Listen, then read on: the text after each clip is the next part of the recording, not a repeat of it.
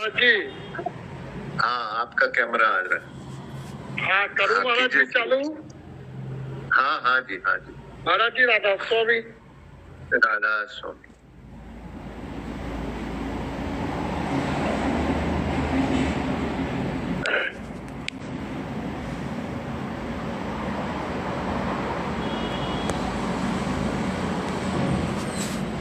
अखंड मंडलाकारेण चराचरम दाता जालस्य प्रीतमम संत धर्मस्य भोक्ता। अखंड मंडलाकारेण चराचरम मानव धर्मस्य दाता जालस्य प्रीतमम मानव दयाल धर्मस्य प्रीतमम सदानंद धर्मस्य प्रीतमम वंदे रवि जी जगत गुरुनम राधा स्वामी। मैंने जगत गुरु को नमस्कार किया। जगत गुरु किसे कहते हैं?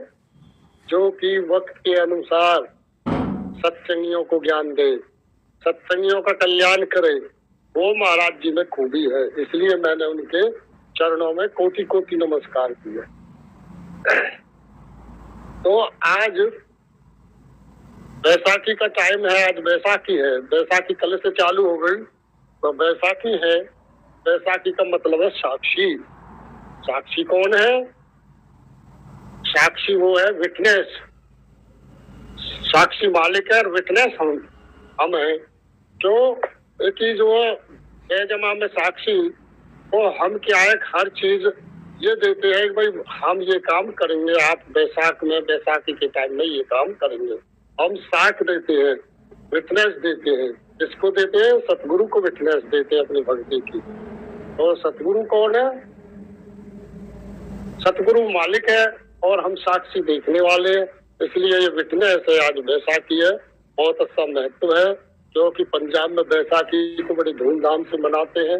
क्योंकि हिंदू रिवाज के अनुसार, हमारे वेदों और शास्त्रों के अनुसार जो है हमारी जो है इसी से चालू होता है नया साल 1 अप्रैल से। तो इसलिए बैसाखी को बहुत महत्व दिया जाता है। तो आज बैसाखी है तो गुरु की मौज हुई, सतगुरु की, मेरे सत्संग के लिए। तो मैं आप लोगों को अपने जो मेरे पे ज्ञान है, जो उनकी दया है, जो उनकी ताकत है, उनकी ताकत के अनुसार मैं आपको सत्संग दूंगा। तो दाता दयाल का शब्द है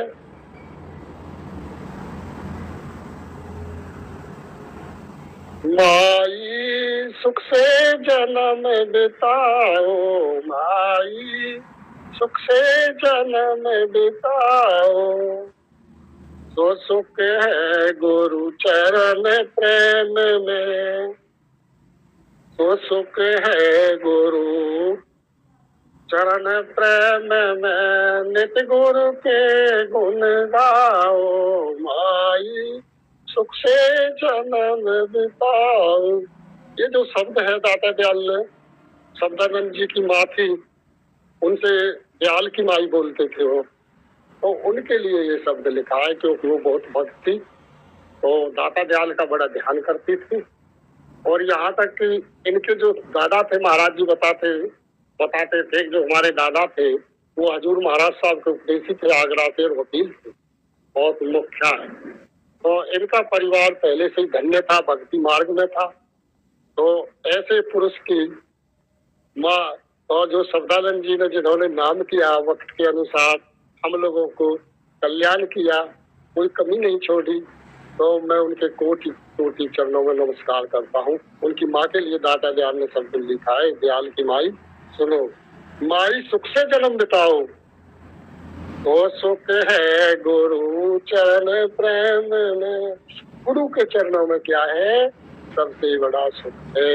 जैसे तो सुख है गुरु चरण प्रेम में, गुरु के चरणों में प्रेम लाओ, गुरु के चरणों में ही सच्चा सुख है। कहीं दुनिया में अब आप देखो, आप सब जगह घूम आते हो, सारी जगह जाते हो, कहीं किसी के घर में भी रहते हो, बाहर भी रहते हो, कहीं किसी से कोई खुश नहीं मिलता है, बहुत कम लोग मिलते हैं, सब दुखी मिलते हैं। कबीर साहब ने कही है ना, तो दस्त की बात कह तू सबका किया विवेका हो, ज्ञानी दुखिया तपसी दुखिया, रंग दुखी दुखी में प्रीति हो, ब्रह्मा विष्णु महेश दुखिया जिन्हें राहत चलाई हो। तो जिसने इसको संसार को बनाया ब्रह्मा जी ने, विष्णु जी में और शिव ने वो भी दुखी है। क्यों? वो भी सुखी नहीं है, वो भी मनुष्य योनि के लिए तरसते हैं, वो भी कर्ता पुरुष है, उनको अपनी ड्यूटी देनी है। सूर्य है, उसको अपनी ड्यूटी देनी है, चंद्रमा देवता है, उनको अपनी ड्यूटी देनी है। इसलिए क्या है, मनुष्य ही एक ऐसा है कि जो अपने इस चोले में आकर के अपना काम कर सकता है। और इसलिए मैंने तो देखा है बहुत लोग दुखिया रहते हैं। मैं तो जिसके पास जाता हूँ कोई न कोई किसी तरीका से दुखी रहता है। मैं उनको हंसाने की भी कोशिश करता हूँ और उनको बताता हूँ यार ऐसा मत किया करो, ऐसा रहा करो प्रेम से, लेकिन उनको कुछ शांति मिलती है उससे। तो इसलिए हर आदमी दुखी है। तो दाता जाल कह रहे माता जी से, हे माई सो सुख है गुरु चरण प्रेम में, इससे बड़ा और कहीं सुख नहीं है, गुरु के चरणों में ही प्रेम है। चरण कहाँ है गुरु के? चरण गुरु के अपने अंतर में बसा लो, अपने अंतर में रखो, हमेशा प्रेम देते रहो सतगुरु को। ये सतगुरु के चरण है। नित्य गुरु के गुण गाओ। और क्या है? अंतर में मनन द्वारा, मन के द्वारा उनका गुणगान करते रहो। तो यही योग अभ्यास है, यही सब कुछ है, बाकी और कुछ नहीं है। जो कुछ है गुरु के चरणों में प्रेम है। सब जगह घूमे आओ लेकिन कहीं आपको आनंद नहीं मिलेगा। कहाँ मिलेगा? अब देखो हम जाते हैं, मैं लोगों से कहता हूँ अगर कोई ध्रुपद धाम पे जाता है तो यहाँ शांति मिलती है, यहाँ बैठा करो, यहाँ बहुत शांति है। यहाँ जाकर के एकदम मस्तिष्क बदल जाता है। आदमी जो दुखी होता है वो भी सुखी हो जाता है। क्यों? क्योंकि संतों की, गुरुओं की चरणों की जगह है वो, क्योंकि सदगुरुओं ने चरण दे रखे हैं वहाँ, वो जगह भी पवित्र हो जाती है। और ये नहीं है जो पक्षी और वो होते हैं, जो होते माता जी के आज भी मैं देखता हूँ जो मोर हैं वो अब भी उस पे आते हैं, क्या नाम है उस पे, मंदिर पे, और बड़ी अच्छी आवाजों में बोलते हैं। माता जी कहती थी सदानंद जी की कि आओ आओ, तो भाग के मोर आते थे और उनको गाना गाती थी। और महाराज जी भी बड़ा प्यार करते थे। तो बताओ पक्षी भी वहाँ राधा स्वामी करते हैं तो वहाँ बड़ी शांति। तो इसलिए गुरु के चरणों में प्रेम और शांति मिलती है। नित्य गुरु के गुरु, लेकिन शर्त क्या है? नित्य गुरु के गुण गाओ, अंतर में रोजाना गुरु के गुण गाओ।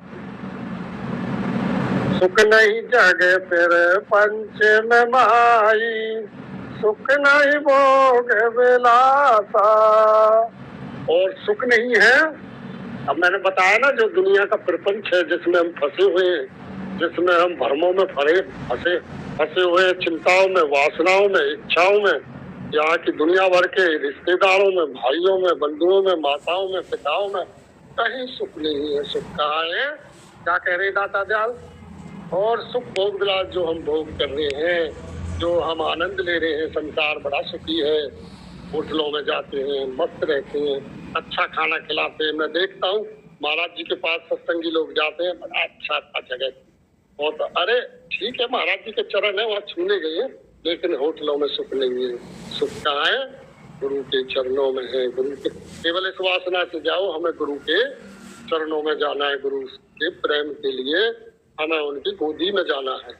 तो ये सोचते रहो, बाकी होटलों में प्रेम नहीं है। तो सुख नहीं जागे फिर पंच में माई, सुख नहीं भोग बेलासा। सुख गुरु के प्रीत रीत में नित्य आनंद होलासा। हाँ, सुख कहाँ है? गुरु की प्रीत माने प्रेम करना, प्रेम की रीति बना लो सतगुरु से। क्या कर लो? मानव जाल जी कहते थे मालिक से तुम कोई नाता बना लो, मित्र बना लो, पिता बना लो, गुरु बना लो, दुश्मन बना लो, तुम्हारा काम उसमें भी हो जाएगा।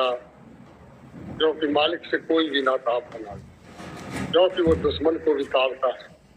तारा नहीं तारा है? बताओ, महाभारत में दुर्योधन को तारा, रावण को तारा, तो ये तरते हैं, दुश्मनी जो करते हैं उनको भी मालिक तारता है। मानव जाल जी कहते थे, मैं नहीं कह रहा, सतगुरु कह रहा है तुम दुश्मनी बना लो गुरु मालिक से, उसमें भी आपका कल्याण।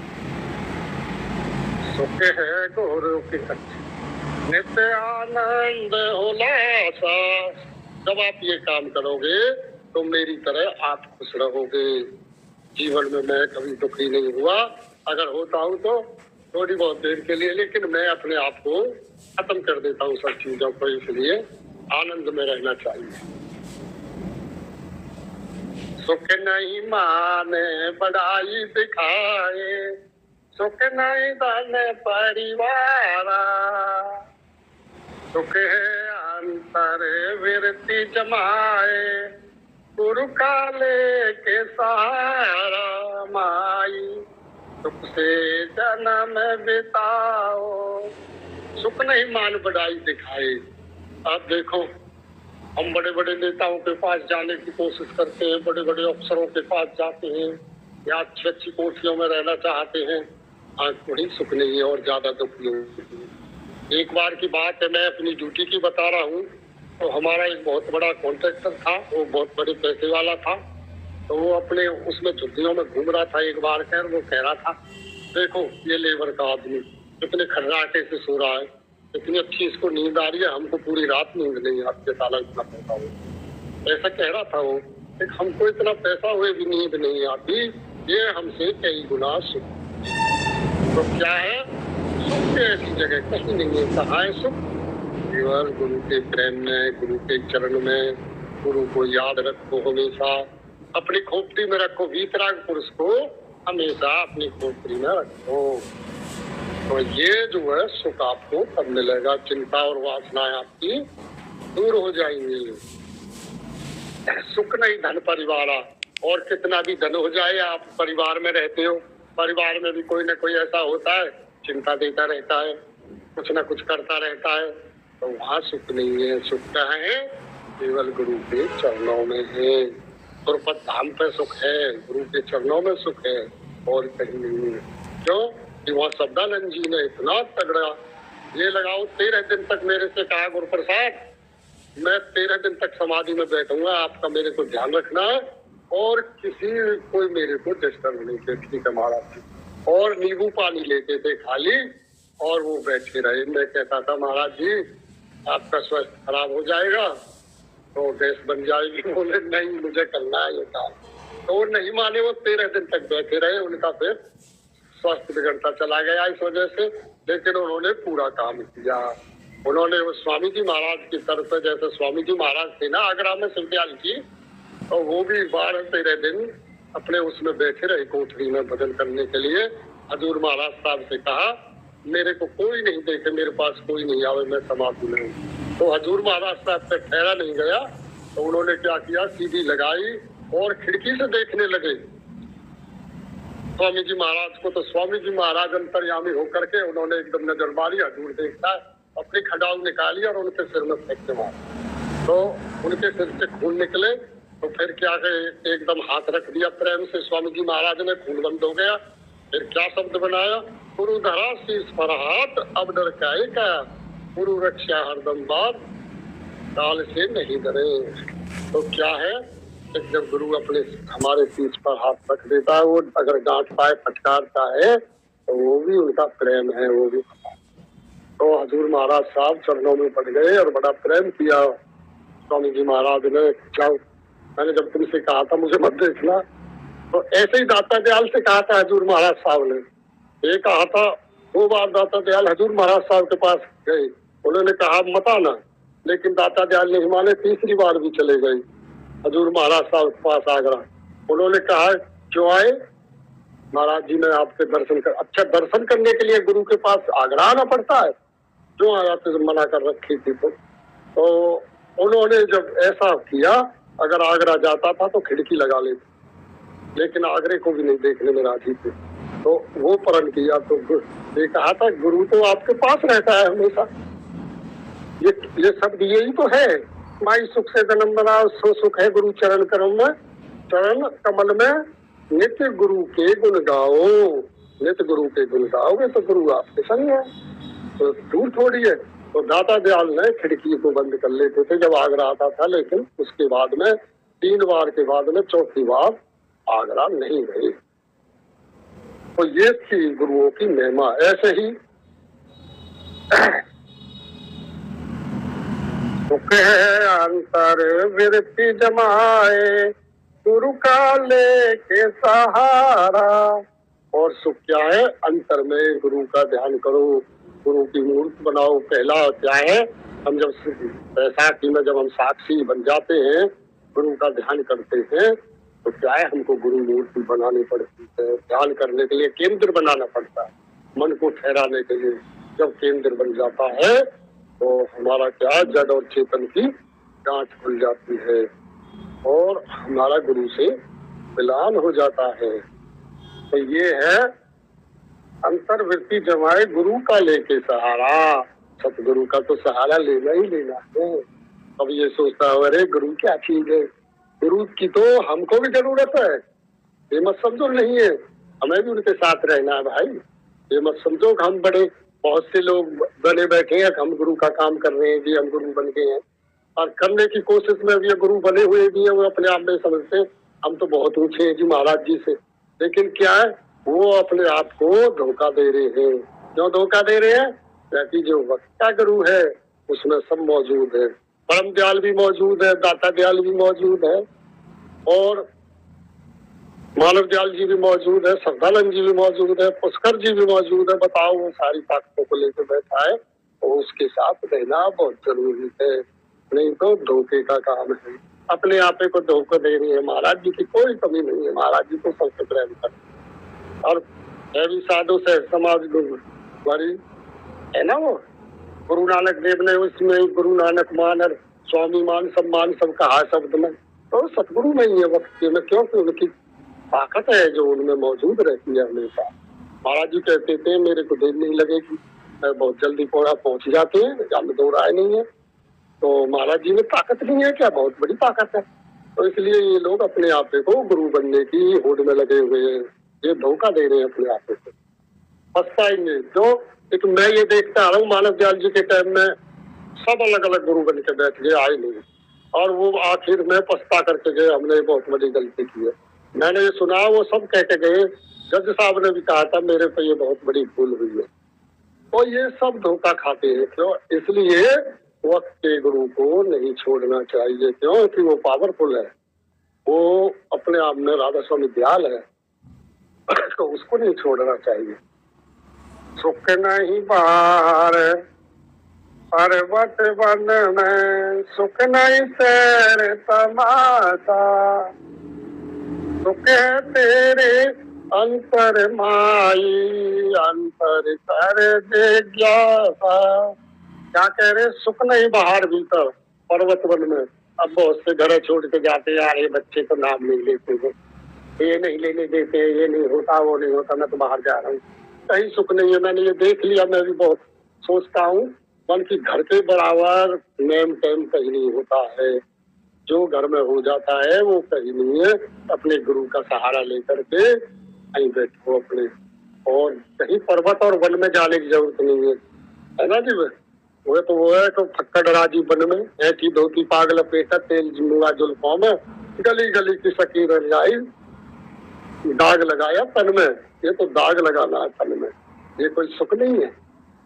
इसलिए क्या है, घर में रह के दाता ध्यान में करे, घर में रह के भक्ति करूं, मन में विवेक विचार और गुरु का लेके सहारा।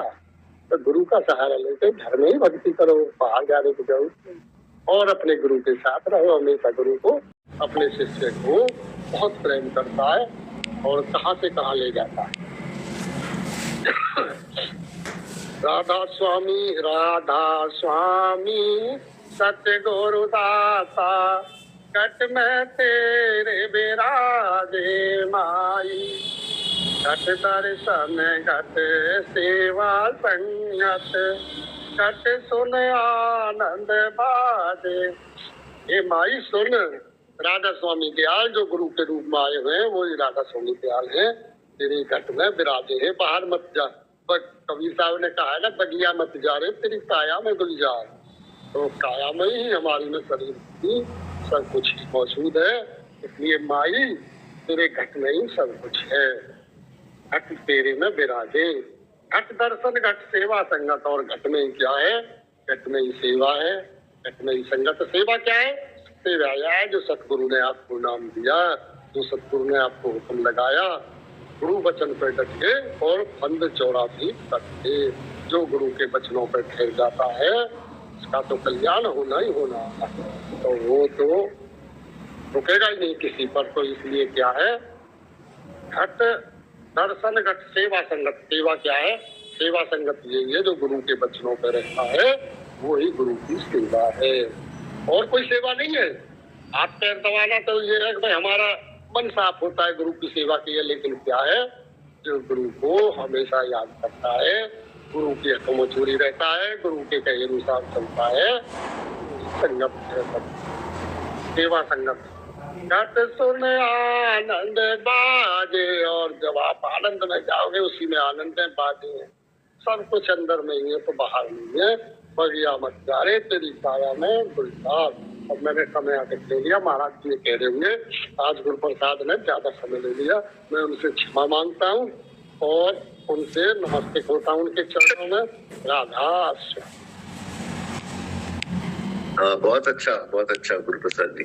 आज बैसाखी का है तो ज्यादा ही बोलना अच्छा है। अरुण है लाइन पर? जी महाराज जी।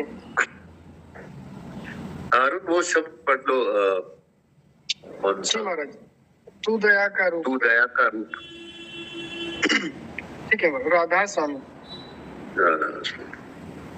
तू दया का रूप प्यारे, तू दया भंडार है, करे दया दृष्टि दया में तुझे ही से अधिकार है। संत सतगुरु तुझको कहते हैं नहीं हूँ जानता, मेरे अनुभव में दया करुणा का तू भंडार है। मेरे दाता शीश पर अपने दया का हाथ रख, तू है दानी दीन बंधो जगत का दातार है। मेरे अंतर में समाना, मेरे सांसों सांस में तू है व्यापक, यह समझ दे सच्चा जो अधिकार है।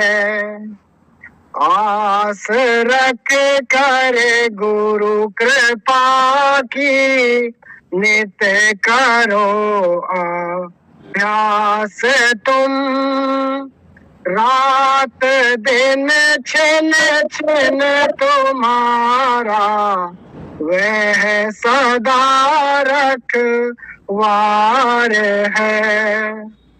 छोड़ो ममता छल कपट चतुराई, गुरु से नेह जोड़, भक्ति उसकी कर वह सच्चा प्रेम का भंडार है। राधा स्वामी राधा स्वामी राधा स्वामी कोसो मेरे, राधा स्वामी सर्व रक्षक सर्वदा हितकार है। राधा स्वामी सर्व रक्षक सर्वदा हितकार है। तू दया का रूप प्यारे, तू दया भंडार है, कर दया दृष्टि दया, मैं तुझ ही से अधिकार है। राधा स्वामी। राधा स्वामी।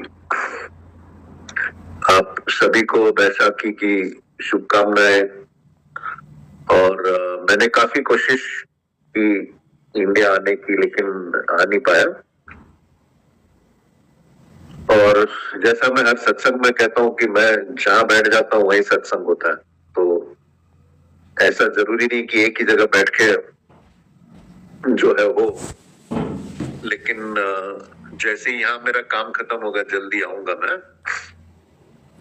अब ऐसा बन गया है वो सिस्टम। कल रात को अब मैंने नरेश जी को बताया वो सारा जलवा, जहां मैं डिनर पे बैठा था। एक रेस्टोरेंट था, वो ग्रीक रेस्टोरेंट था। वो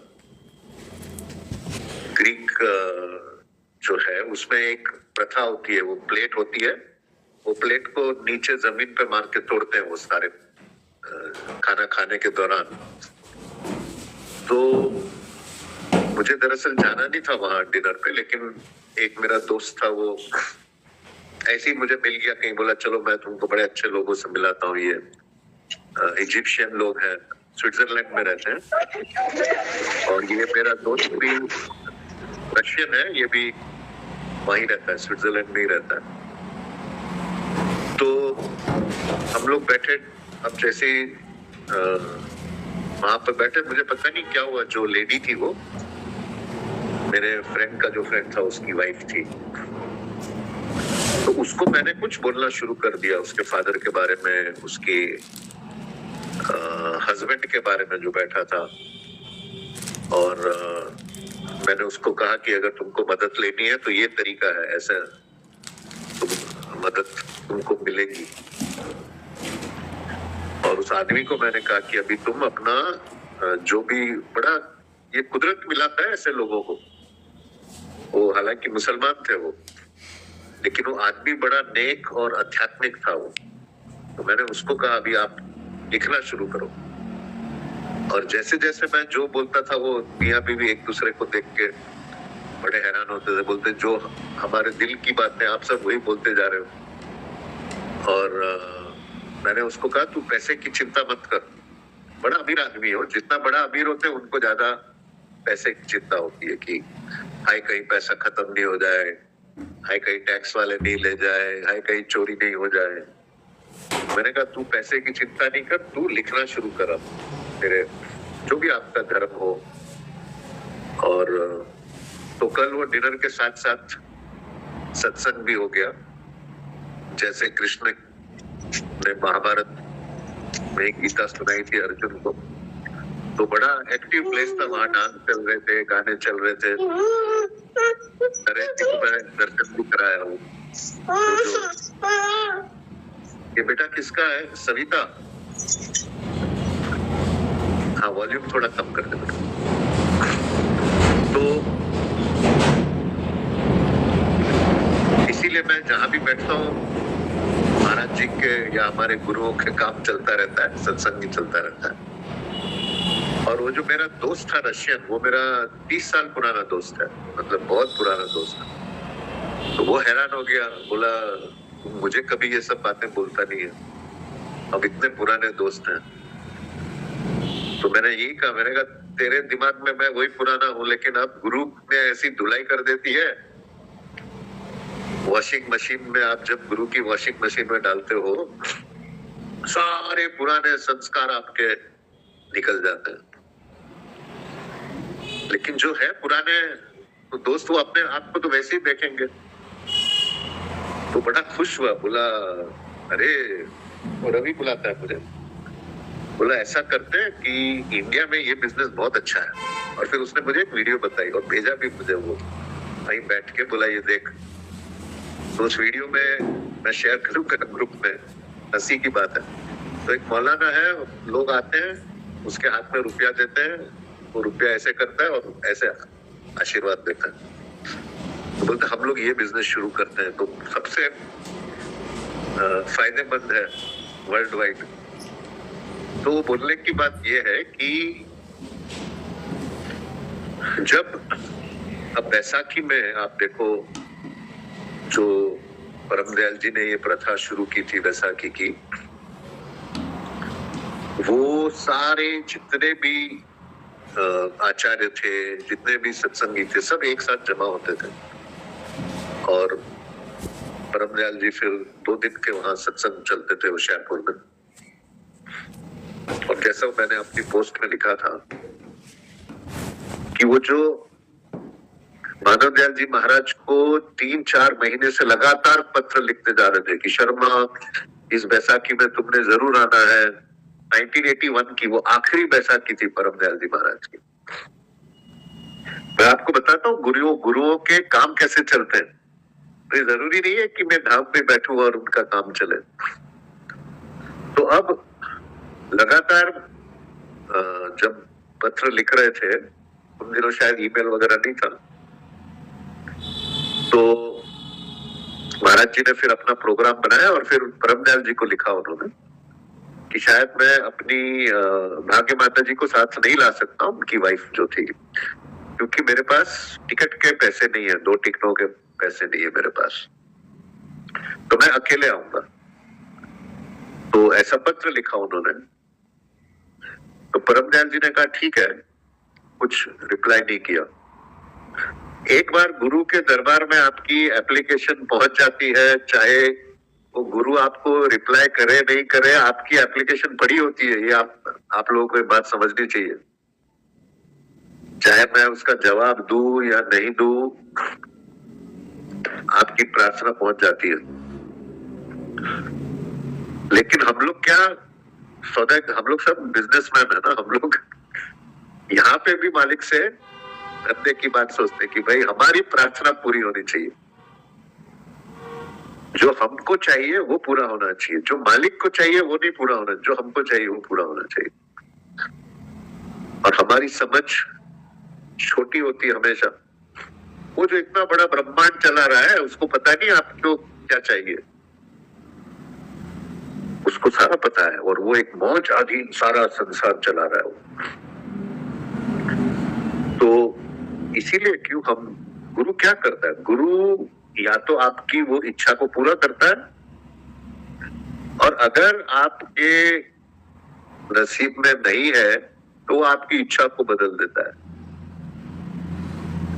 वो एक फकीर का किस्सा है ना कि मेरे ख्याल कोई भगवान या कोई देवता उसको प्रकट हुए, बोले उन्हें तो बहुत अच्छी साधना की है, मेरा दिल प्रसन्न हो गया, मांग तू क्या मांगता है। फकीर बोला भगवान कुछ नहीं मांगता हूं मैं, तुमने जितना दिया सब सही है, सब काफी है। तो भी वो बोला नहीं नहीं मांग, कुछ मांग मेरे से, आज मैं देने के मूड में हूं। तो फकीर ने कहा कि अच्छा ठीक है, मुझे नसीब से ज्यादा और वक्त से पहले कोई चीज दे दे। तो देवता ने हाथ जोड़ दिए, बोले ये मैं तुझे नहीं दे सकता, जो तेरे नसीब में नहीं है और जिस वक्त पे तुझे मिलना है ये दोनों तय है। लेकिन हम लोग ये चाहते कि हमारे हिसाब से। महाराज जी आपकी आवाज कम आ रही है, महाराज जी आपकी आवाज बहुत कम आ रही है महाराज जी। अभी ठीक है? हाँ ठीक है जी। अच्छा, तो हम जो है, जो रास्ता हमारे गुरु ने या मालिक ने या कुदरत ने चुना है, उस रास्ते पे ज्यादा भरोसा रखें कि जो मालिक करता है मेरे अच्छे के लिए करता है। ये आप बिल्कुल एकदम इस बात को आप देखो। आज के सत्संग में सिर्फ एक बात आप ले जाओ मेरे से, जो मेरा बिल्कुल अनुभव रहा है, दुनियावी जीवन में भी और आध्यात्मिक जीवन में भी, दोनों में। क्या अनुभव रहा है कि जो भी चीज सिर्फ मन से नहीं, अपने दिल से, अपनी आत्मा से आप चाहोगे वो जरूर मिलेगी। ये कुदरत का कानून है। मन से ही नहीं, सिर्फ मन से क्या होता है, मैंने एक बड़ा अच्छा साइंटिस्ट का भाषण सुना। उसने कहा मन जो है, जो ब्रेन होता है आपका, ब्रेन वैसे मन नहीं होता है, मन यानी कि विचारों का समूह। तो आप जो ख्याल भेजते हो वो इलेक्ट्रिकल इंपल्स होता है। इलेक्ट्रिकल यानी बिजली होती है ना जो। लेकिन जो आप हृदय से, अपने अंतर आत्मा से, अपने अंदर से जो एक इच्छा करते हो, वो चुंबकीय इफेक्ट रखता है, वो चुंबकीय काम करता है। उसको बोलते हैं मैग्नेटिक इन्फ्लुएंस। चुंबक क्या करता है? चुंबक खींचता है अपनी तरफ। तो जब तक आप ये दोनों मिलाओगे नहीं, क्या अपना मन और अपना हृदय और अपनी आत्मा, तीनों से जब तक आपको इच्छा नहीं होगी, वही तो आपकी असली इच्छा है। दूसरा जो हम मन से इच्छा करते हैं वो तो देख देख के होती है कि उसके पास ये टीवी, मेरे पास वो टीवी, उसके पास ये गाड़ी, मेरे पास तो स्कूटर। ये तो हमारे मन से होता है, ये हमारे अंदर की इच्छा नहीं है। मैंने जो जो इच्छा की अपने अंदर से, कि मतलब अगर ये नहीं मिला मुझे तो मैं खत्म ही हो जाऊंगा, वो कुदरत एकदम पूरा करती है। कैसे आप देखो कि वही सत्संगी होते हैं, वही प्रसाद होता है, वही मैं होता हूँ। कभी कभी प्रसाद एकदम अच्छा बन जाता है, कभी कभी नहीं बनता है। तो ये कुदरत, किसको मौज बोलते हैं, कुदरत की मौज होती है ये। अपने हाथ में कुछ नहीं है। अपने हाथ में क्या है? बस अपने मन से और अपनी पूरे जितने भी आपके अंदर, आप बैठ जाओ और पूरे एक साफ नीयत से, एक सच्चाई से अपने आप को सुपुर्द करते रहो। जो मालिक करेगा मेरे लिए अच्छा करेगा। आज सारे सत्संग में आप ये एक बात ले जाओ, जितनी आपकी नीयत में, ये काम क्यों नहीं होते हमारे? क्योंकि सच्चाई नहीं है हमें, वो समर्पण नहीं है, वो इच्छा नहीं है, अच्छी इच्छा नहीं है। आप देखो, आप अपनी जिंदगी में देखो, आप सब पीछे चल के देखो, जो जो आपने सच्चे दिल से मांगा मालिक ने वो। तो महाराज जी महाराज बोले बहुत अच्छा हो गया, माता जी की भी टिकट निकल गई। तो वो 7 लोग पहुंचे दिल्ली, और अगले दिन ये 7 जो थे अमेरिका से आए थे, इनको होशियारपुर ट्रेन से आना था, दिल्ली से जलंधर। अब 7 लोग थे, टिकट 2 थी।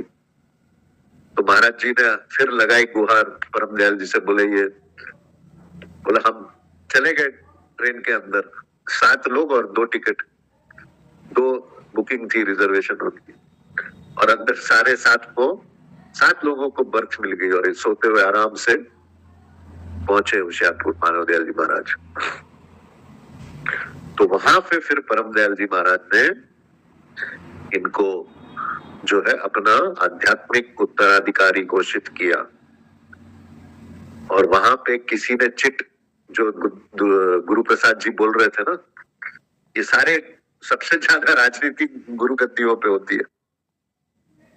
तो किसी ने चिट लिखी कि आपको कैसे पता कि मानव दयाल जी महाराज ये काम आपका सही करेंगे, ये तो अमेरिका में रहते हैं, जैसे मैं दुबई में रहता हूँ, और जो है आपको कैसे पता है ये काम करेंगे आपके अच्छी तरह से। तो परम दयाल जी ने वो चिट्ठी देखी, बोले काश जिसने ये चिट्ठी लिखी वो मेरे सामने आता, तो मैं उसको बोलता, क्या बोलता, कि मुझे पता नहीं मानव दयाल मेरा गुरु है या मैं इसका गुरु हूं। देखो कितनी ऊंची बात कह गए। ये उनकी एक ह्यूमिलिटी थी, एक विनम्रता थी उनकी। बोले क्या पता ये मेरा गुरु है या मैं इनका। और फिर जब सत्संग खत्म हुआ तो मानव दयाल जी महाराज को गले लगाया और बोले तू मेरा दाता दयाल है। तो मानव दयाल जी महाराज ने फिर सत्संग में कहा, बोले गुरु तो मैं पहले से ही था, छोटे हम होते थे, ब्राह्मणों के घर पैदा हुआ, उनके जो परिवार वाले थे वो पूजा वगैरह करते थे। बोले सब हमारे घर में मत्था टेक के जाते थे, जहां रहते थे वो पाकिस्तान जो पहले था। और फिर बोले मैं पार्टीशन के बाद इंडिया आया, यहाँ पे भी मैं गुरु बना, प्रोफेसर था। तो गुरु तो मैं पहले से ही था। आज जो है मैं परम दयाल जी महाराज का शिष्य बना हूं। आज मैं शिष्य बना हूं, गुरुमुख हुआ हूं। और देखो कैसे ये गुरुओं की प्रथा, मैं जो आपको बार बार बोलता हूँ, गुरु बना बनाया आता है, गुरु बनाया नहीं जाता है, वो बन के आते हैं। दाता दयाल, परम दयाल जी महाराज तो इराक में थे, तो दाता दयाल ने क्या लिखा था उनको, तो मैं अपना दुबई से कनेक्ट करता हूँ। ये तू इराक से जब से आया सत्संगत के कारण, और ले प्रसाद इस सत्संगत का, हो जा भव निधि पार। तू इराक से आया है सत्संगत के लिए, और ले ये प्रसाद सत्संगत का, और भव के पार हो जा। और क्या आज्ञा लगा दी, तुझे गुरु का काम करना है, ये आज्ञा ही मेरा प्रसाद है। जो मैंने आपको बताया, मानव दयाल जी महाराज ने जो आखिरी बार जब मैं मिला उनसे और मैंने उनसे प्रसाद मांगा, तो क्या बोले वो, अब क्या प्रसाद, प्रसाद बन गया। मैं कभी नहीं भूल सकता वो बात उनकी, क्योंकि उसी रात को उन्होंने वो मुझे शक्तिपात किया था, जब मैंने उनसे आध्यात्मिकता मांगी थी। बोले बहुत अच्छा, और 1 या 2 मिनट का वो शक्तिपात था। तो क्या उस शब्द क्या यूज किया मानव दयाल जी महाराज ने, प्रसाद बन गया। और दाता दयाल परम दयाल जी को क्या बोलते हैं, ले प्रसाद उस सत्संगत का, हो जा भव निधि पार। ये सारी ये रिपीट होती है, गुरु शिष्य परंपरा चलती रहती है, एक से दूसरा, दूसरे पता नहीं कितने काल खंडों से ये चल रही है। मानव दयाल जी महाराज बोलते थे मैं सुकरात था, परम दयाल जी प्लेटो थे, तो सुकरात प्लेटो का गुरु होता था, और अरिस्टोटल दाता दयाल थे। तो इसीलिए परम दयाल जी ने सत्संग में कहा कि क्या पता मानव दयाल मेरा गुरु है या मैं इसका गुरु। एक जन्म में जो दाता दयाल ने परम दयाल जी को लिखा कि तेरा हरगोविंद का जन्म था, जो सिखों के गुरु थे हरगोविंद। और हरगोविंद जी को जहांगीर ने कैद किया था। दाता दयाल का एक पूरा शब्द है उसके ऊपर कि जहांगीर ने कैद कर दिया हरगोविंद को, और उसके किसी वजीर ने तब जहांगीर को कहा कि ये आपने बहुत गलती की, एक दिन में तेरा तख्ता उलट जाएगा।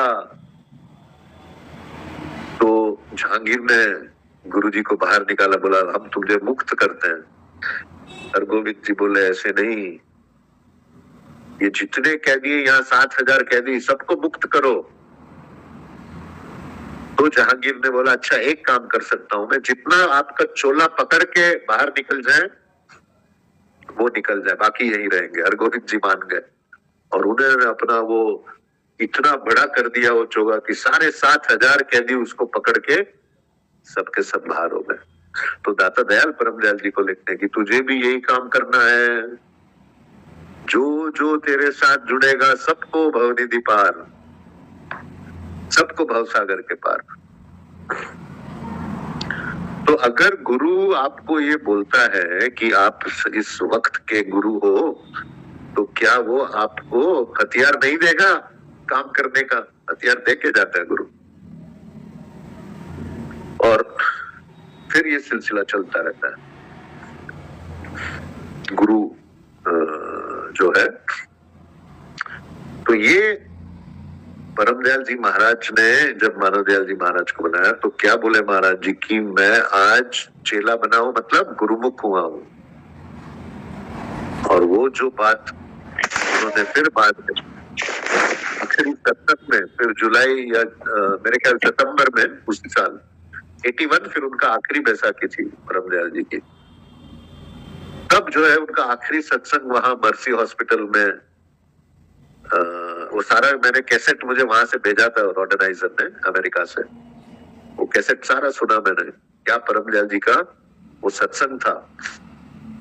और वही सुन के मैं मानव दयाल जी महाराज के शरणागत हुआ। वो जो परम दयाल जी महाराज के आखिरी शब्द थे,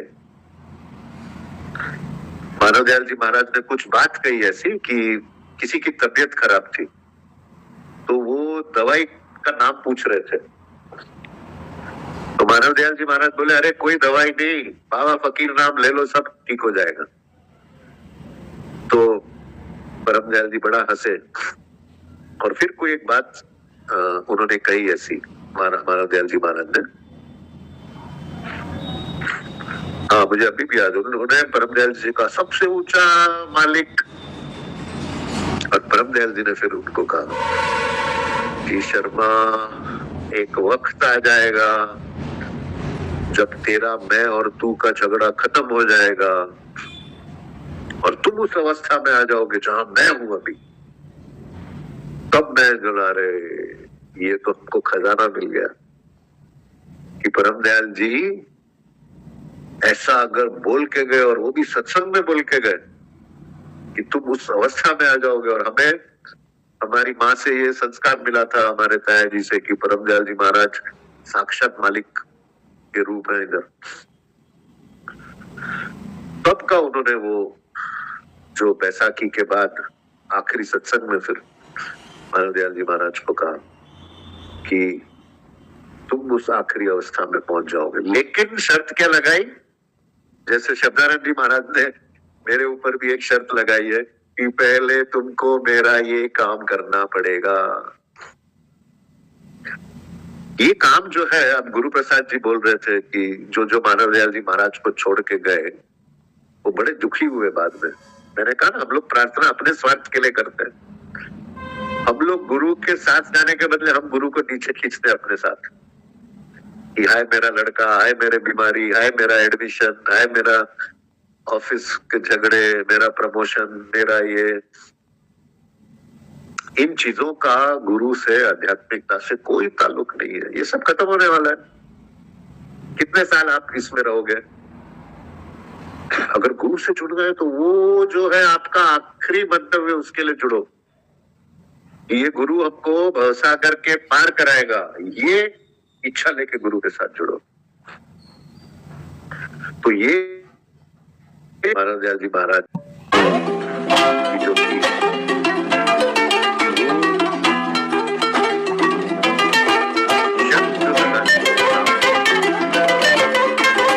क्या होता है, अपने माया कभी नहीं छूटता सत्संगी को। ये आप अपने से देख रहा है, आप अपने छोटे आंख से देख रहे हो गुरु को, तो आप समझते हो मैंने तो गुरु को छोड़ दिया। गुरु आपको कभी नहीं छोड़ता है। और गुरु के लिए क्या हो जाता है, वो अच्छा हो जाता है। जब अभी मानव दयाल जी महाराज पे इतने लोग छोड़ के गए, या मैं सोचता हूँ मुझे लोग छोड़ के जाए तो मेरे लिए तो अच्छा होगा, मेरा तो भार कम होगा। मेरा तो जितने सत्संगी बढ़ते जाते, मेरा तो बोझ बढ़ता जाता है। आपके लिए तो मैं एक हूँ, मेरे पीछे जो 400-500 लोगों के रोज मैसेज आते हैं, रोज काम होता है, कोई तकलीफ। तो अगर कोई मुझे छोड़ के जाएगा तो मेरा तो बोझ हल्का हो गया। लेकिन आध्यात्मिक तरीके से गुरु आपको कभी नहीं छोड़ता। मानव दयाल जी महाराज किसी को बोलते थे मेरा कोई भी शिष्य फेल नहीं होता, और परम दयाल जी बोलते थे कि मैंने एक बार हाथ पकड़ा, कभी नहीं छोड़ता। गुरु कभी नहीं छोड़ता। आप छोड़ सकते हो गुरु को। तो इसीलिए ये जो रास्ता है हमारा गुरु मत का या राधा स्वामी मत का, ये सच्चाई का रास्ता है, प्रेम का रास्ता है। और आप अपने दुनियावी काम इस तरीके से करो, जो भी आपकी इच्छा है उस इच्छा में सच्चाई लाओ अपनी। फिर जो है आपके जो भी ये बोलते हैं हम कि 3 ताप से जीव दुखी है, निबल लबल अज्ञानी, जो परम दयाल जी महाराज को दाता दयाल ने कहा था। हमारे दुख क्या है? 3 ही हमारे दुख है। एक तो शरीर के रोग, दूसरा हमारे मन का जो शोक होता है, जो माँ मर गई, पति मर गया, बहन मर गई, ये शोक होते हैं मन के, घाटा पड़ गया। और तीसरा होता है हमारे आत्मा का अज्ञान, मौत का डर। आत्मा का अज्ञान है नहीं, हम समझते हैं हम मौत हो गई और हम खत्म हो गए, मौत का डर आता है। लेकिन आप गुरु से इसीलिए जुड़ते हो कि आप ये यकीन करो कि आप न जन्मे न मरे, भवसागर पार। तो ये होता है तीन ताप से जीव दुखी है, निबल अबल अज्ञानी। रोगों का ऐसा है, जैसे ही आप आध्यात्मिकता में आओगे आप देखोगे आपको बहुत तकलीफें आनी शुरू हो जाएंगी एक साथ, सारे कर्म आपके कट रहे हैं। रमन महर्षि का परम दयाल जी बोलते थे 12 साल उनको कैंसर रहा, और एक बार नीम करोली बाबा जी बैठे थे ऐसे ही, और उनकी आंखों से आंसू निकले और बोले रमन महर्षि ने अपना शरीर छोड़ दिया है। तो ये शरीर के रोग जो है लगते हैं, लेकिन एक जो पूर्ण संत हो जो वहां पहुंचा हुआ हो वो उसको अपने आप को उससे जोड़ता नहीं, आइडेंटिफाई नहीं करता। परमदयाल जी बोले चाहे उसको उसकी तकलीफ नहीं होती हो, लेकिन कर्म का फल भोगना पड़ेगा उसको भी, चाहे उसकी आत्मा को वो तकलीफ नहीं होती हो। तो ये जो सिलसिला चला आ रहा है कि दाता दयाल से परम दयाल जी महाराज को काम मिला, परम दयाल जी महाराज ने ये बैसाखी का सत्संग शुरू किया, और फिर मानव दयाल जी महाराज, फिर शब्दानंद जो, ये सारा हमारे जो गुरुओं की प्रणाली है, ये वही पुरानी शराब नई बोतल में, जो मानव दयाल जी महाराज ने कहा था कि ये रवि जूनियर शब्दानंद है, थोड़ा यंग है इसीलिए एक्टिव है।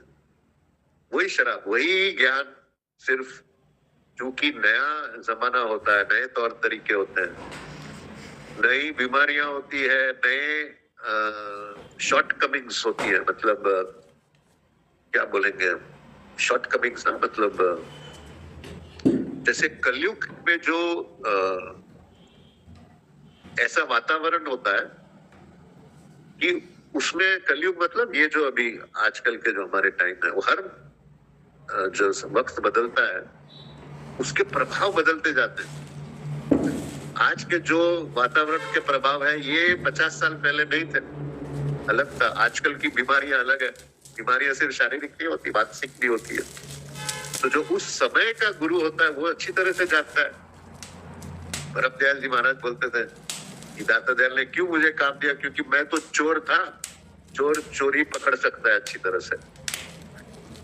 तो मैं भी हंस के बोलता हूँ, जब शब्दानंद जी महाराज ने लिखा सदगुरु वक्त, यानी उस वक्त की जो कमजोरियां होती है वो वक्त गुरु समझता है।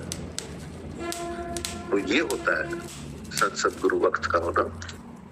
और कल हम लोग कल 1 बजे का है, मतलब मेरा 11:30, आपका 1 बजे का, 1 बजे का सत्संग कल करेंगे। और फिर हफ्ते 10 दिन में मैं भी आके वो मुबारकपुर में जाना है, और शब्दानंद जी महाराज की बड़ी सुंदर स्टैच्यू बनाई है, दयाला जी लेके आ गए उसको, वो हम लोग पिक्चर ग्रुप में शेयर करूंगा मैं। तो बलिया में हम लोग पूजा के स्कूल में उसकी स्थापना करेंगे, शब्दानंद जी महाराज की जो मूर्ति है उसकी।